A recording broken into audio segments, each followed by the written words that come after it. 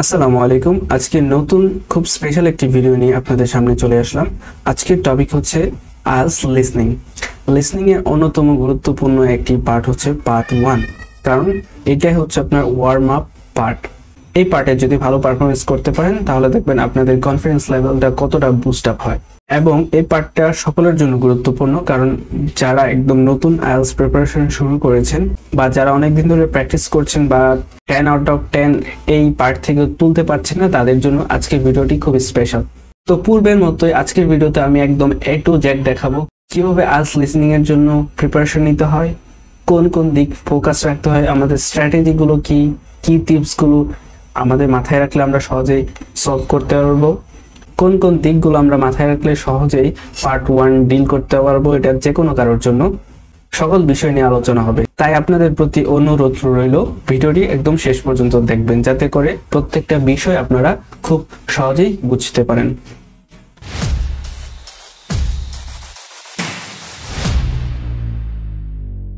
তো আজকের লিসনিং টেস্টটা আমি নিয়েছি খুব লেটেস্ট একটা বই থেকে, এটা হচ্ছে 19 এর টেস্ট 3 থেকে। আজকের ভিডিওতে আমরা এই কোয়েশ্চেনটা সলভ করব, কিভাবে এই গ্যাপ ফিলগুলো আমরা সহজে সলভ করতে পারি, কি কি দিকে আমাদের ফোকাস রাখতে হবে। তো প্রথমে আপনাদের প্রস্তুতি নেওয়ার জন্য যে সময়টুকু দেওয়া হয় সেই সময় আলটিমেটলি আপনাদের কি করা উচিত সেই বিষয়গুলো নিয়ে আজকের ভিডিওতে আমরা আলোচনা করব। তো এখানে সর্বপ্রথম যে জিনিসটা আপনাদের দেখতে হবে সেটা হচ্ছে ইনস্ট্রাকশন। সবার আগে আমাদের ফোকাস রাখতে হবে ইনস্ট্রাকশন। এই ইনস্ট্রাকশনে কি বলছে, কারণ এটা যদি আমরা না দেখি তাহলে অ্যান্সার একটাও হবে না। কারণ আপনার আগে জানতে হবে আপনার অ্যান্সার কয় শব্দে দিবেন বা কয় নাম্বারে দিবেন, এটা খুব খুব ইম্পর্টেন্ট যে কোনো ধরনের গ্যাপ ফিল কোয়েশ্চেন ট্যাবের জন্য।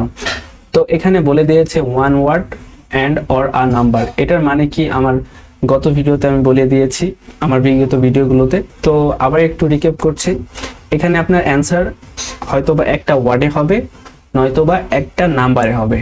আবার এমন হতে পারে ওয়ার্ড এবং নাম্বার একসাথে অ্যান্সার হতে পারে, যেমন 10 টাকা অর 2 ক্যাটস, এভাবে অ্যান্সার হতে পারে। তো এটা আপনাদের মাথায় রাখা উচিত। ইনস্ট্রাকশনটা দেখার পর আমরা চলে যাব আমাদের স্ট্র্যাটেজি পার্টে।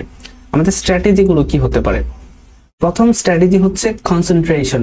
আইএলটিএস লিসনিং এর জন্য কনসেন্ট্রেশন বা আপনার মনোযোগ, আপনার একটা জিনিসের প্রতি ফোকাস রাখা সব থেকে গুরুত্বপূর্ণ কাজ। কারণ আপনার লিসনিং স্কিল যতই ভালো হোক, আপনার কনসেন্ট্রেশন যদি না থাকে বা একটা সার্টেন সময়ের জন্য এই কনসেন্ট্রেশনটা যদি ধরে না রাখতে পারেন তাহলে লিসনিং এ ভালো একটা স্কোর করা খুব ডিফিকাল্ট। তাই প্রথম কাজ হচ্ছে নিজের মাথাটাকে একদম ঠান্ডা করে 100% কনসেন্ট্রেট হওয়া, কনসেন্ট্রেশন 100%। দ্বিতীয় জিনিসটা হচ্ছে কিওয়ার্ডস আন্ডারলাইন এন্ড প্রেডিক্ট। তো শূন্যস্থান পূরণের জন্য এই জিনিসটা খুব খুব খুব গুরুত্বপূর্ণ, কারণ আপনাদের কিওয়ার্ড চিনতে হবে প্লাস প্রেডিক্ট করতে হবে এখানে অ্যান্সারটা, এই শূন্যস্থানে অ্যান্সারটা কি হতে পারে। অডিও ট্র্যাকটা শোনার আগে আপনারা যদি প্রেডিক্ট করতে পারেন এই শূন্যস্থানে কি হতে পারে, তাহলে দেখবেন আপনাদের অ্যান্সার করাটা অনেক সহজ হয়ে যাবে। তাই আমাদের প্রেডিক্ট করতে হবে, অনুমান করতে হবে এখানে কি অ্যান্সার হতে পারে। সেটা কিভাবে সম্ভব? হয়তোবা আপনি কিওয়ার্ড দাগিয়ে রাখবেন, নয়তোবা আপনার সেন্টেন্সটা পড়ে বোঝা লাগবে আসলে এখানে কি হতে পারে। প্রেডিকশন আপনার অনুমান করে রাখতে হবে।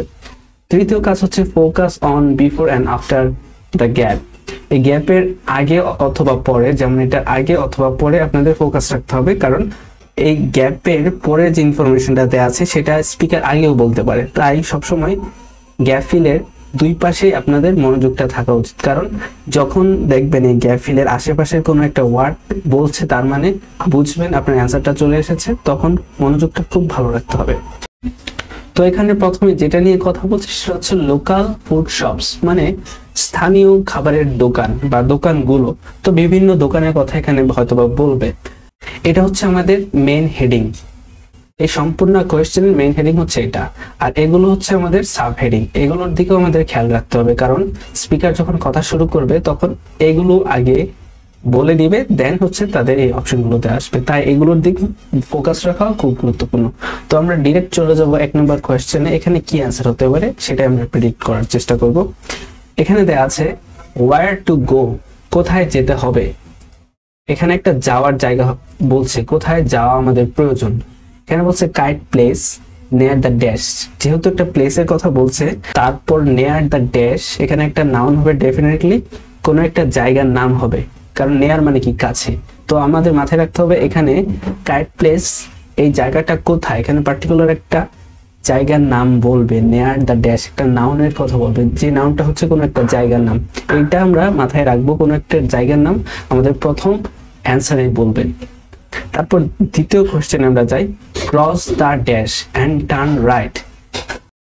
তো এখানে কি বলছে, ক্রস মানে কি আমরা জানি অতিক্রম করা, তো কোনো কিছু একটা অতিক্রম করবে অ্যান্ড টার্ন রাইট, তো এখানে একটা ডিরেকশনের কথা বলছে, আপনাকে হয়তো বা বলবে একটা জিনিস অতিক্রম করে দেন টার্ন রাইট মানে কি ডানের দিক যাবেন। তো এখানে আপনাকে কোন একটা নাউনের কথা বলবে, যে নাউনটাকে আপনার ক্রস করে যেতে হবে, তো কোন নাউনটা ক্রস করতে হবে সেটাই আপনার সবসময় কনসেন্ট্রেশন ওইটাই ধরে রাখতে হবে। কখন স্পিকার কোন একটা নাউনের কথা বলে যেই নাউনটা ক্রস করবে বা অতিক্রম করবে, সবসময় মাথায় রাখবেন ক্রস এই শব্দটা ইউজ নাও করতে পারে, এর কোনো সিনোনিম হয়তো বা ইউজ করতে পারে। তারপর 3 নম্বর অ্যান্সারটা কি হতে পারে, চলুন প্রেডিক্ট করি। তো দেখুন আমাদের জন্য খুব সহজ করে দিয়েছে, পিএম। আমরা জানি পিএম এর আগে সবসময় একটা সময় হয়, তার মানে এটা খুব সহজ, এখানে অবশ্যই কোন একটা সময় হবে, বাট মাথায় রাখতে হবে বেস্ট টু গো বিফোর, কোনো একটা জায়গায় যাওয়ার জন্য খুব ভালো একটা সময়, এই সময়টার আগে যেতে হবে। যেহেতু এখানে বিফোর এই পার্টিকুলার শব্দটা ইউজ করেছে, তার মানে ওইখানে যাওয়ার জন্য বেস্ট জায়গা হচ্ছে কোনো একটা পার্টিকুলার সময়ের আগে, ড্যাশ পিএম, এখানে একটা সময় হবে যেহেতু এখানে পিএম দেয়া আছে।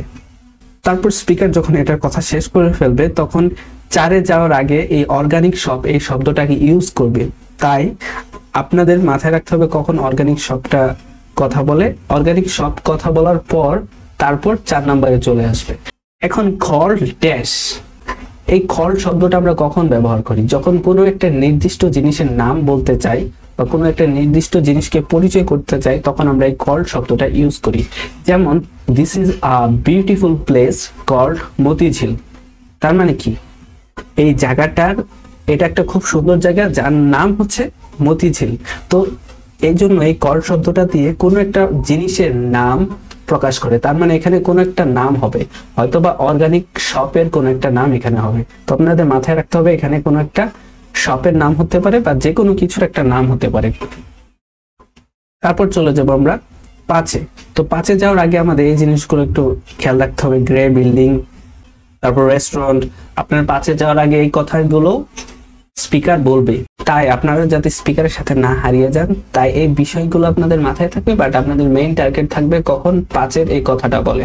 তো এখানে কি অ্যান্সারটা হতে পারে আমরা একটু প্রেডিক্ট করি, লুক ফর দ্য লার্জ, এই যেখানে একটা লার্জ কথা বলেছে, একটা বড় কিছু একটা, বড় কিছু একটা, এখানে অবশ্যই একটা নাউন হবে, কারণ লার্জ কি একটা অ্যাডজেক্টিভ, তো অ্যাডজেক্টিভের পরে সবসময় নাউন হয়, তার মানে বড় কোনো একটা নাউনের কথা এখানে বলবে যেটা আউটসাইড, বাহিরে। তো বাহিরের বড় কোনো একটা জিনিসের কথা উল্লেখ করলে এটাই হচ্ছে আমাদের main answer, looking for the large dash outside, কোনো কিছু একটা খুঁজবে যেটা খুবই বড় আর যেটা বাহিরে অবস্থিত। তারপর স্পিকার চলে যাবে সুপার মার্কেটে। তো সুপার মার্কেটের পরে আমাদের 6 নম্বর অ্যান্সারটা বলবে। তো 6 নম্বরের অ্যান্সারটা কি হতে পারে আমরা চলুন প্রেডিক্ট করে নেই। এখানে দেওয়া আছে টেক একটা আর্টিকেল আছে, দেখেন আর্টিকেলের পরে ইউজুয়ালি নাউন হয়, বাট এটা আপনাদের মাথায় রাখতে হবে এখানে কিন্তু একটা নাউন অলরেডি দেয়া আছে, মিনিবাস, মিনিবাস হচ্ছে একটা নাউন। তো যেহেতু এখানে একটা নাউন অলরেডি দেয়া আছে, তার মানে এর আগে এক্সেকটিভ হবে, আর্টিকেলের পরে নাউন হবে, এটা মুখস্থ করে রাখলে হবে না, কারণ নাউন অলরেডি দেয়া আছে, তার মানে এর আগে একটা এক্সেকটিভ হবে, তার মানে মিনিবাসটাকে ডিসক্রাইব করবে এমন কোন একটা শব্দ এখানে হবে। তারপরে হয়তোবা মিনিবাসটার নাম্বারের কথা হবে 289। তো এইভাবে আমরা খুব সহজে প্রেডিক্ট করতে পারি বা অনুমান করতে পারি, আর এই অনুমানটা যদি আমরা আগে করে ফেলতে পারি তাহলে আমাদের অ্যান্সার করতেও খুব সহজ হবে। তো চলুন কথা না পারি আমরা মেইন প্র্যাকটিসে চলে যাই, কিভাবে স্পিকারের কথা শুনে এবং আমরা যা প্রেডিক্ট করলাম ইতোপূর্বে সেগুলো ব্যবহার করে কিভাবে অ্যান্সার করতে পারি। Hi Shannon, how are you settling into your new flat? Really well, thanks. You look like you're going shopping. Yes, I am. My cousins are coming to stay for a couple of days and I have to cook for them. Well, there are plenty of places to buy food in Kite Place. It's the area by the harbour. Oh, okay. I'll find that on the map. Thanks. Look, speaker কিন্তু বলেছে it's the area by the harbour. By the harbour মানে কি হারবারের পাশে, আর এখানে লিখেছিল near the harbour, এই জন্য আমাদের অ্যান্সারটা এখানে হবে হারবার। আমরা যদি আরেকবার শুনি তাহলে জিনিসটা সহজেই বুঝতে পারবো। Plenty of places to buy food in Kite Place. It's the area by the harbour. Oh, okay. I'll find that on the map. আশা করছি ব্যাপারটা বুঝতে পেরেছেন কেন অ্যান্সারটা এখানে হারবার হলো।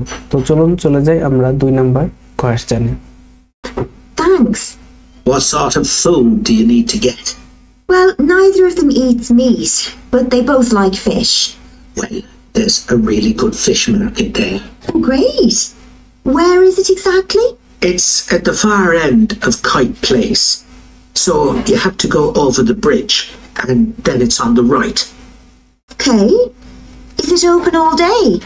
লক্ষ্য করুন এখানে প্রশ্ন দেওয়া আছে ক্রস দ্য ড্যাশ, আর স্পিকার বলেছে you have to go over the bridge. Over the ব্রিজের সিনোনিমে হচ্ছে ক্রস দ্য ব্রিজ। তো আমরা যদি আরেকবার শুনি তাহলে জিনিসটা আরো ক্লিয়ার হতে পারবো। Well, there's a really good fish market there. Oh, great. Where is it exactly? It's at the far end of Kite Place. So you have to go over the bridge and then it's on the right. Okay. ঠিক আছে, আমরা এখন চলে যাব 3 number কোয়েশ্চেনে। Is it open all day? It doesn't close until 4, but I'd recommend going earlier than that. It does run out of some things. Oh, I don't want that to happen.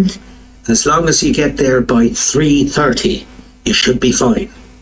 It's only 11 now, so plenty of time. Right? তো এখানে কোয়েশ্চেনে ছিল best to go before dash, আর এখানে speaker বলছে as long as you get there by 3:30। by 3:30 আর before 3:30 সেম। Before এর সিনোনিমে হচ্ছে বাই। বিফোর বলতে বোঝায় 3:30 এর আগে, বাই বলতে বোঝায় 3:30 এর ভিতরে, বাই এর আগে। আর যেহেতু এখানে পিএম দেয়া ছিল তার মানে আমরা শিওর ছিলাম আগে প্রেডিক্ট করে এখানে 3:30 হবে। তো চলুন আরেকবার শুনে নিই। In the supermarket. Well, run out of some things. Oh, I don't want that to happen. As long as you get there by 3:30, you should be fine. It's only 11 now, so plenty of time. Right? ওকে, এখন আমরা চলে যাব 4 number question. আমি আপনাদের এখানে বলেছিলাম এখানে একটা নাউন বলবে, কোনো কিছুর একটা নামের কথা বলবে, হয়তো বা কোনো একটা শপের নাম। তো চলুন দেখি কোন একটা জিনিস যেটার নাম কি হতে পারে। Do you need to buy vegetables too? I do, and I want to avoid all the plastic packaging in the supermarket. Well, there's a really nice organic shop there. Now, what's it called? It's the name of a flower. I know, it's Rose. Oh, that's a nice name.